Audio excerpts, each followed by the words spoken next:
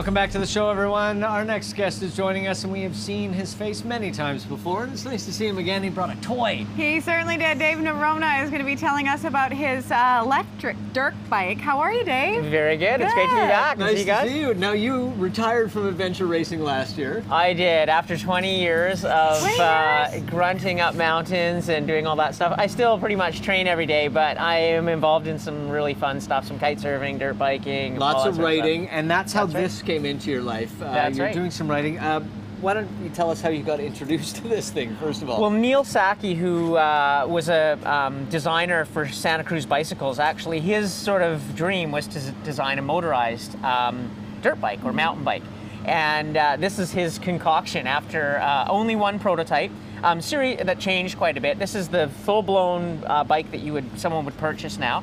And it's 140 pounds. It does 0 to 50 kilometers an hour in 2 seconds and goes 95 kilometers an hour and is totally silent, which is just awesome. It's a little bit disarming how quiet it is. It's a bit of a trip, because yeah. I grew up riding dirt bikes throughout my life, and you're used to a certain sound with it, but this also has the power of a dirt bike, that the response and everything that comes with it as well. Right, and people, you seldom realize that everything that you almost do in life that has power comes with a sound, whether it's the RPM in your car, even if it's a quiet car, and until you go electric and you realize, like, you can be going 65k an hour and there's like no sound. Just a little wind noise. Now tell us about what kind of battery this thing has on it and how long it lasts for. Okay, it's a lithium-ion battery, and what Neil has patented, because he's also a NASA scientist. I love telling people that, it's the whole NASA thing, but what is special about this battery is that it doesn't generate heat. And a lot of times with lithium-ion, they generate a lot of heat. That's why electric cars need to have a very good cooling system to keep the batteries cool. And people will be familiar with that in their cell phones when the cell phones get really hot. That's right. Yeah. That's right. And this battery does not do that, because what happens when a battery gets hot, it kind of kills itself. Yeah. It doesn't like heat, whether it's being charged or whether it's running. And so this battery stays nice and cool. It will go 65 kilometers before it needs another charge, and it will charge in 2 hours.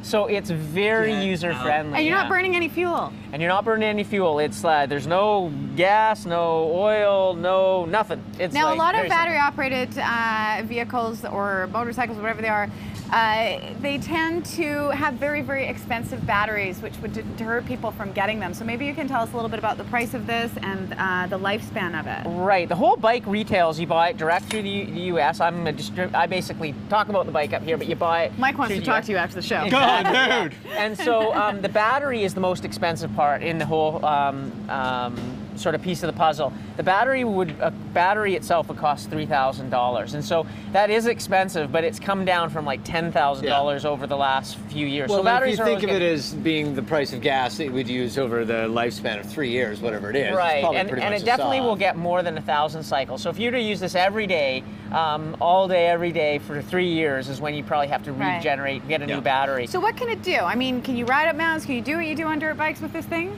It's unfortunately, whenever you say the word dirt bike, it comes with a stigma of some of the people that ride dirt bikes. And this is actually clearly, it is much similar to a mountain bike and a trials bike. Okay. Meaning that it's not designed to spin the rear wheel and tear up the dirt. It actually has the same footprint a mountain bike has, which is amazing. It has a very torquey engine, much like a trials bike. Right. So it can go up literally anything. And it can do what you want it to do without the environmental damage or noise that people are. And that's what you've been using it for, which is really interesting, because obviously people on the North Shore, where you live and where you do a lot of your riding, are very sensitive to the damage that you can do on some of the trails that they lovingly built over time. Right. But once you took it out on there, you could sort of and we don't really promote it on mountain bike trails, and generally not so much in the North Shore, but in places like Squamish and Whistler, definitely in the interior and other places, it's just another way of getting out. And we've had a lot of, you get a lot of flat from mountain bikers. I am a mountain biker, and it's always will be my passion.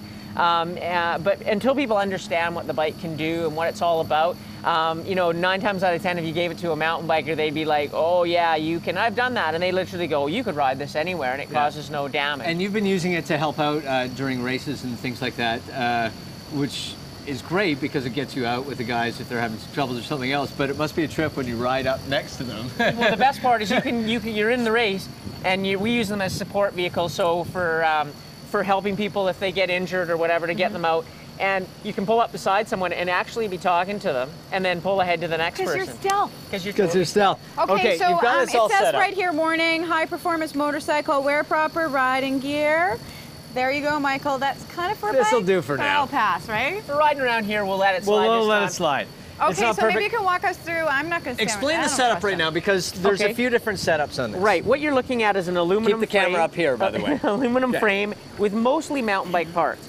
And you've got a simple mountain bike rear and front brake set up just like a mountain bike would be. Yep. And then you've just got a electric throttle, so it's not a cable actuated throttle. And then right down here, these beautiful Christmas tree lights show you your power. So green is you're fully You're good ready to to go.